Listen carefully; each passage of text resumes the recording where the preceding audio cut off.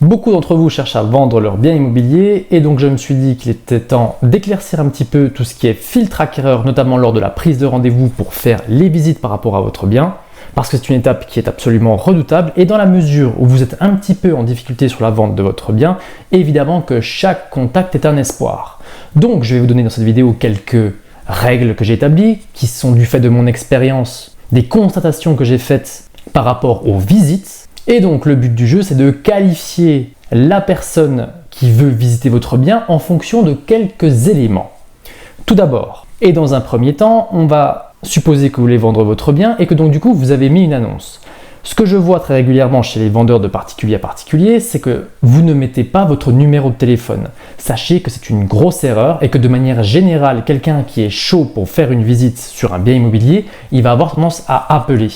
Moi j'aime bien dire, et ça fait longtemps que je publie des annonces sur les différents portails, j'aime bien dire que lorsqu'un acquéreur envoie juste un message « Votre bien est-il toujours disponible sur Le Bon Coin ou sur un autre site du même style ?» sans laisser son numéro de téléphone, en général on sait qu'on a quelqu'un de peu qualifié, quelqu'un qui vient juste tâter le terrain de très très loin.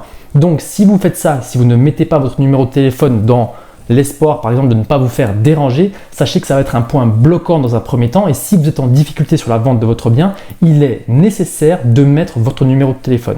Ce que vous pouvez faire pour essayer de qualifier un petit peu cet appel que vous pourriez avoir, vous mettez dans votre annonce un horaire où vous voudriez qu'on vous appelle pour prendre rendez-vous pour une visite éventuellement ou pour vous poser des questions.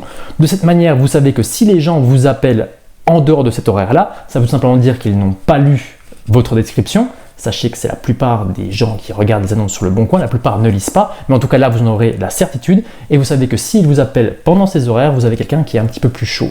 Bref, ça vous donne une indication, mais dans tous les cas, si vous devez retenir plusieurs choses de ce premier point, c'est tout d'abord de devoir absolument mettre votre numéro à moins que vous savez que vous avez un produit qui est ultra désirable et dans un deuxième temps, vous devez mettre un horaire par rapport auquel vous voudriez qu'on vous appelle pour pouvoir qualifier la personne qui est justement en train de vous appeler. En deuxième point, et ça c'est très important, sachez que lorsque vous allez recevoir un coup de fil, essayez et forcez-vous toujours de sourire. Sachez quand même qu'une transaction immobilière, lorsque quelqu'un veut devenir propriétaire, ce n'est pas un achat de besoin, mais bel et bien un achat d'envie. Donc du coup, la personne qui va être en face de vous, dans la mesure où elle est chaude, elle doit se sentir correctement accueillie. Donc essayez toujours de sourire. Parce que quelqu'un qui sourit au téléphone, ça s'entend. Et ça peut faire une grosse différence, notamment sur les questions que l'on va poser juste après. Ça va lui permettre aussi de plus facilement vous donner des informations et de encore mieux qualifier la visite. Donc ne perdez pas à l'esprit qu'il est compliqué de refuser des réponses à quelqu'un qui sourit et qui est sympathique. Donc essayez de le faire parce que je vous garantis que ça s'entend et il n'y a rien de plus désagréable lorsque vous êtes acquéreur, que vous avez trouvé un bien chez un vendeur qui vous semble convenir à vos critères et que vous êtes mal reçu et qu'on sent que vous dérangez la personne, eh bien vous perdez des points. Et aujourd'hui, on ne va pas se mentir, on reste sur un marché acquéreur. Donc essayez de vous efforcer de sourire quand vous comprenez que vous avez un acquéreur au bout du fil. Dans la mesure où la personne vous a appelé, souvent ce qui se passe, ça va être notre troisième point, elle va vous dire oui, bonjour, j'ai vu votre annonce sur Le Bon Coin, je désire visiter. Dans la mesure où vous souriez, le but ça va être qu'elle nous donne quelques informations pour que justement eh bien, on puisse un petit peu mieux le qualifier. Ce que vous allez faire c'est, écoutez, pas de problème, moi je suis prêt à vous faire visiter. Vous essayez de faire en sorte d'aller chercher un petit stylo avec un papier pour dire que vous allez noter quelque chose et vous allez simplement poser une question. Écoutez, je serais ravi de vous faire visiter mon bien. Est-ce que ça fait longtemps que vous recherchez? En même temps que vous faites semblant, entre guillemets, que vous recherchez vos papiers.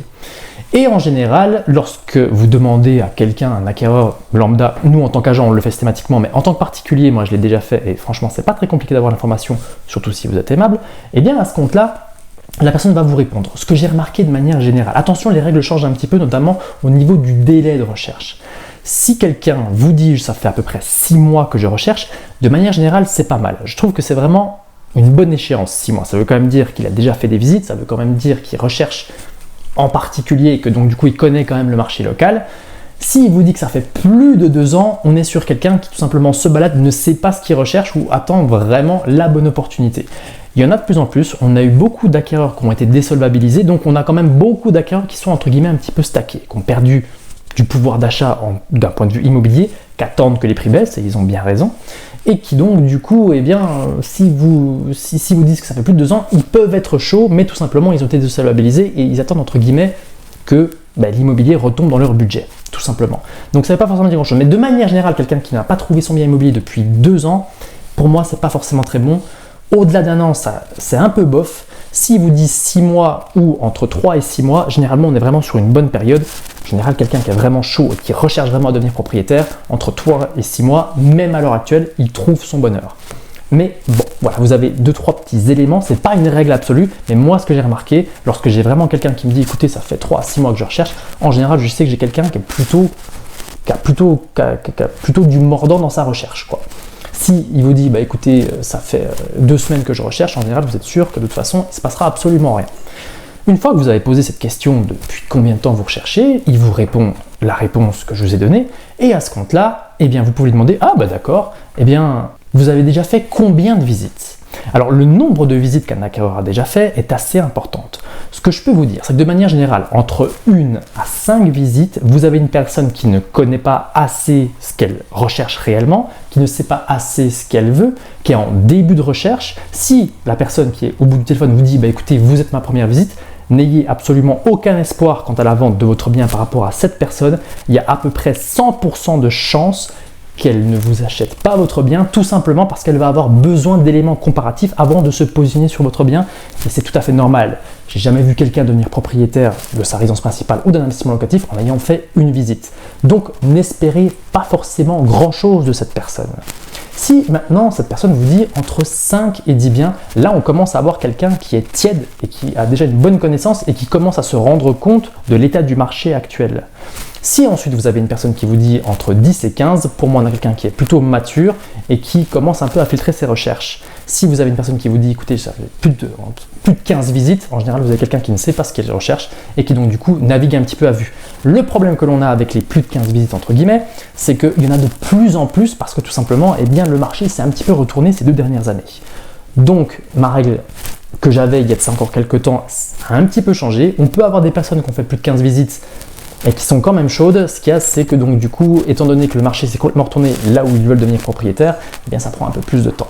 Toujours est-il que ce qu'on a d'important, c'est de coupler depuis combien de temps les gens recherchent pour acheter un bien immobilier et le nombre de visites. Si vous avez quelqu'un qui vous dit ça fait depuis 3 mois que je recherche mon bien immobilier et j'ai déjà fait une dizaine de visites, vous savez que vous avez quand même quelqu'un qui est plutôt chaud. Si maintenant vous avez quelqu'un qui a fait plus de 15 visites, mais sur une période de 3 ans, vous avez quelqu'un qui recherche sans vraiment rechercher. Bref, ça vous permet un petit peu de qualifier la personne. Vous savez que vous tombez sur quelqu'un de chaud lorsqu'il a enchaîné les visites durant le mois écoulé. Par exemple, si une personne vous dit écoutez, voilà, ça fait 1 mois que je recherche et honnêtement j'ai déjà fait une bonne dizaine de visites, vous savez que vous avez quelqu'un qui veut vraiment devenir propriétaire et donc là on a quelqu'un qui est plus qualifié que la moyenne. Attention, ces gens-là sont plutôt rares en ce moment. Mais en tout cas, ça vous permet comme ça d'appréhender correctement la personne qui peut y avoir en face de vous et de ne pas vous donner de faux espoirs lors de votre lancement, bien évidemment. Donc, ça c'était notre 4e point. Notre 4e point, évidemment, c'est le nombre de visites que vos acquéreurs ont fait avant de venir voir votre bien. En 5e point, moi ce que je vous invite à faire, c'est à essayer de dire écoutez, c'est très bien, moi je suis prêt à vous faire la visite, et vous poser la question, est-ce que vous avez des questions à me poser sur le bien que je vous propose? Le but de cette question, c'est de faire parler au maximum la personne pour voir si elle a quelque chose de cohérent entre sa recherche et votre bien. Vous avez beaucoup de gens qui en fait tout simplement ne lisent pas les annonces et qui vont vous poser des questions, par exemple pour vous dire écoutez, moi je cherche un appartement qui a un rez-de-jardin. C'est très clairement écrit dans votre annonce qu'il n'y a absolument pas de rez-de-jardin et donc du coup vous pouvez comme ça faire une espèce de petit filtre sur une personne qui peut avoir un élément très important par rapport à un élément vraiment qu'il veut dans son acquisition et que vous ne proposez pas. De cette manière, vous pouvez l'indiquer. Dans la mesure où vous avez quelqu'un qui n'est pas forcément très loquace, qui n'a pas forcément envie de vous dire beaucoup de choses, tout ce qu'il veut lui c'est visiter votre bien, et bien à ce compte-là, vous pouvez poser une question par rapport à un aspect négatif de votre bien. Pas forcément un point noir, mais un point on va dire orange. Par exemple, vous pouvez dire écoutez, moi je suis prêt à vous faire la visite, par contre est-ce que vous avez bien vu que dans cette copropriété, on a des charges de copropriété de 100 € par mois? Est-ce que vous l'aviez vu? Et ensuite vous essayez de voir un petit peu les différents éléments qu'ils peuvent vous donner. Bref, vous essayez de voir un petit peu sa motivation à venir sur votre bien. Comme ça, vous pourrez vraiment mieux qualifier votre visite. Et l'idéal, c'est quand même d'essayer de donner tous les points orange avant qu'ils viennent visiter de manière effective. De cette manière, vous savez que vous avez quelqu'un qui est plutôt chaud ou plutôt froid. Donc le but, c'est quand même de faire parler au maximum votre acquéreur. Donc avec la question, la fameuse question, est-ce que vous avez des questions à me poser sur le bien en particulier?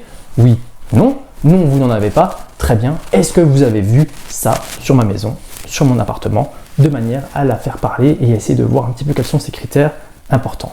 Et le dernier point que je vous dirais par rapport à la qualification de votre acquéreur, eh bien c'est tout simplement de voir quand est-ce qu'il veut visiter votre bien. Dans la mesure où vous avez quelqu'un qui est chaud, dans la mesure où vous avez quelqu'un qui est très intéressé par votre annonce, il va vouloir venir voir votre bien le plus vite possible. Et je le sais parce qu'à chaque fois que je sais que j'ai un produit qui est désirable, je publie l'annonce. Évidemment que je mets mon numéro de téléphone, mais pour que les gens puissent me contacter. Et qu'est-ce qui se passe quand je sais que j'ai du mordant? Les gens veulent venir voir le bien, mais le lendemain, sur le temps de midi, à 18h. J'ai même parfois des gens qui me disent, écoutez, moi, demain matin, si ça vous arrange, moi je prends vite ma matinée et je viens voir. Alors c'était extrêmement vrai par exemple en 2021 lors de la bulle immobilière, mais ça arrive encore aujourd'hui sur des biens qui ont vraiment un gros aspect désirable et qui est placé au bon prix, parce qu'on revient toujours un peu à la même chose. Si vous avez un produit qui est placé au bon prix avec une bonne commercialisation, avec un bon lancement, avec une bonne information et un bon message envoyé sur le marché, en général les produits partent encore aujourd'hui assez vite. Mais effectivement, ça ne part pas aussi facilement qu'en 2021. Mais bon, bref, tout ça pour dire que dans la mesure où votre hacker vous dit non, moi je veux venir voir le plus vite possible, eh bien à ce compte-là, vous savez que vous avez quelqu'un qui est chaud, qui est renseigné sur le marché et qui est au courant qu'il a découvert quelque chose qui pourrait l'intéresser. Donc, de manière générale, si vous avez quelqu'un qui insiste pour venir voir sous les 2 jours, vous avez quelqu'un qui est chaud. Si vous avez quelqu'un qui vous donne une date, par exemple vous êtes le lundi et qui vous dit écoutez jeudi je crois que j'ai de la place, vous savez que vous avez quelqu'un qui est un peu tiède, en tout cas sous 5 jours, vous avez quelqu'un qui est tiède. Si vous avez une personne qui vous dit écoutez la semaine prochaine je crois que j'ai de la place entre le jeudi, entre 14h et 16h, enfin bon bref voilà, vous savez que vous avez quelqu'un qui est plutôt froid, qui s'en fout un petit peu, qui est juste en phase de début de recherche de manière générale. Et si vous avez quelqu'un qui vous donne une date à plus de 10 jours, vous savez que vous n'avez pas un acquéreur, vous avez quelqu'un qui vient se balader et qui n'a pas spécialement beaucoup de temps accordé à sa recherche. De manière générale, c'est ce que j'ai remarqué. Après, vous pouvez avoir des gens qui sont vraiment chauds, ce qu'il y a, c'est qu'ils sont vraiment que disponibles que dans 10 jours. En tout cas, c'est vraiment avec l'intonation des questions qu'ils vont vous poser et le désir d'en savoir plus sur votre bien que vous allez pouvoir qualifier votre acquéreur et un petit peu limiter les touristes entre guillemets. Évidemment qu'on pourrait aussi essayer de qualifier la personne par rapport à son financement, savoir si elle a un accord de principe, ça c'est tout plein de questions qu'il faut poser, mais qui sont un petit peu délicates à poser de particulier à particulier, encore que il y a des méthodes un peu particulières pour réussir à avoir ce type d'informations. Mais en tout cas, voilà, vous avez quelques éléments pour qualifier votre acquéreur dans la mesure où vous êtes en train de vendre votre bien. Je trouvais que c'était intéressant parce que je sais que j'ai beaucoup de vendeurs autour de moi qui ont quelques difficultés aujourd'hui à trouver des acquéreurs pour leur bien immobilier. Donc je me suis dit que cette vidéo dégrossissait un petit peu le sujet et vous permettait d'en savoir un peu plus et de ne pas vous faire de faux espoirs quant à la vente de votre bien immobilier par rapport à votre annonce. J'espère que cette vidéo vous a plu. Je vous invite à vous abonner. Je vous invite à nous rejoindre sur le groupe d'entraide WhatsApp. Je vous souhaite un bon dimanche et je vous dis à très vite pour de nouvelles vidéos. Ciao, ciao, ciao.